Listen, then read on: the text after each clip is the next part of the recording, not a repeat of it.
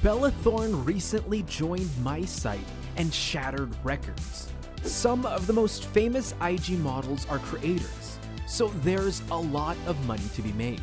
Some of the best ways to make money on the site include knowing your audience and catering to their desires. Promote it to your entire followings from all your social media accounts. Most importantly, be consistent and be able to adapt. But besides seeing our biggest growth this year, we've been able to provide people ways to produce a healthy income. This is my story. I was born in London, England, to a wealthy and prominent family. My father was a financer, a banker at the famed Barclays Bank. I was raised in a privileged household. I didn't have to worry about money, or how to put food on the table for the next meal, or which college scholarship to apply. I owe my parents for that. I'm grateful to them. My upbringing gave me many options to choose from. I could be a doctor, a barista, a sportsman, or whatever I wanted to imagine. But coming from a family with a financial background, and being raised by a mom and dad who were regularly talking about how the economy works and business in general, being a businessman quickly took over my head. At an early age, I realized that my entrepreneurial spirit would be the next best thing for me in the coming years. But I had no idea I'd be making something so big where Cardi B would become one of the top creators. Heck, even Beyonce mentioned us in a song.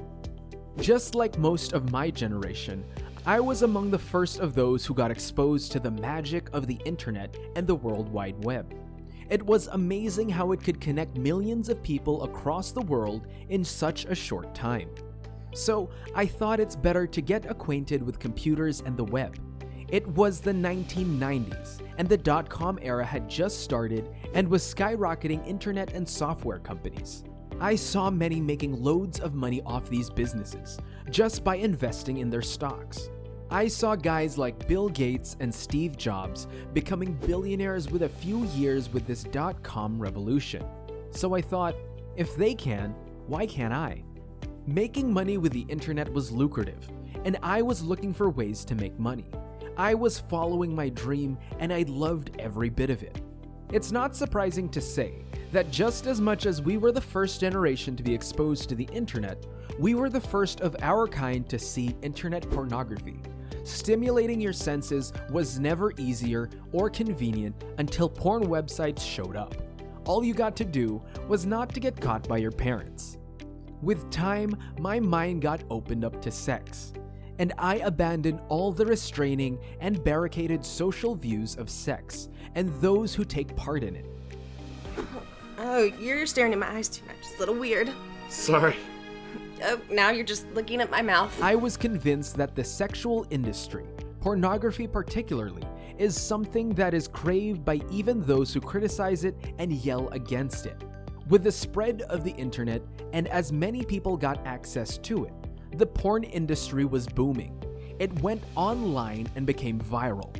Having a business mind, thanks to my upbringing, I saw a great investment opportunity. Investing in a booming business sector will be beneficial in the years to come.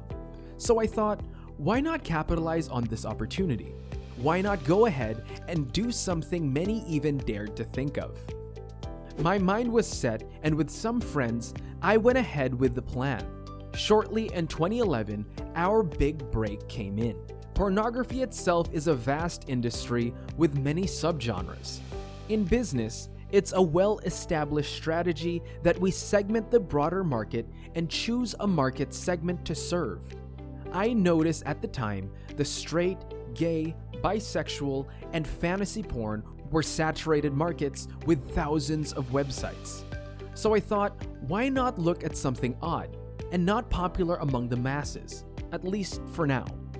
I chose the BDSM and fetish category as it had more room and potential to grow. In 2011, we launched glamworship.com. The name says it all. When it comes to porn, I have seen 1,000,001. You sort of become immune to the weirdness, a hazard of the job. The site was getting better by the day. More visitors, more models, and more videos. And that only meant one thing: more revenue and more cash. As an internet entrepreneur, it is vital to keep on the market trends and customer behaviors. And it was at this time I saw that there was a huge demand for customizable adult content from fans. Everyone liked to customize content for their exotic fantasies rather than looking at a directed studio porn movie. That led me to my next venture, or sort of an adventure in porn: customsforyou.com. It was a platform where the users could ask their favorite porn stars for the content they desired. The site was a mega hit and a super success. So successful that I could sell it for a hefty pile of Benjamin Franklins. Now that I was more cash rich, this gave me more freedom to look for more growing business opportunities. And then I came across the perfect one that would change the world, one that could make me the next Hugh Hefner. There are so many social media platforms that you can't even keep count anymore. They are all different, with unique aspects for each site. Yet, almost all of them have one thing in common. They all had placed restrictions on adult content, nudity, and sex. This is where I came and put my own twist. Once again, I capitalized on the opportunity. In 2016, OnlyFans.com was launched. The idea was simple. OnlyFans is a subscription site that enables content creators to monetize their influence. This meant that the fans pay a subscription to view their favorite stars. Imagine Instagram or Pinterest without censoring sexual content. From the subscription revenue, the creators get 80% while we get 20%. That's a win-win for all of us. Although many porn stars, glamour models, and sex workers use the platform, it's not just limited to sex. Don't crush my penis. Don't crush my penis. That was not a... Okay. You can be the creator of any content. May it be recipes, music writing, whatever. However, the site revolutionized the sex industry and even pornography. During the COVID lockdown, we saw the biggest surge in our business, and today, there are more than 50 million subscribers and almost 700,000 content creators. And our revenue has just passed the $1 billion mark, making us a force to contend with in the world of social media. Perhaps the biggest threat and the barriers came from society. Sex is wildly taboo and a topic that many discuss in private or when they're drunk. So naturally, many people are quick to judge me and what I do. And they almost always come at me with morals, ethics, and social standards. But I don't worry about them, nor do I listen to a word they say. After all, why would I? They are not the ones living in a £2 million mansion in London. I am.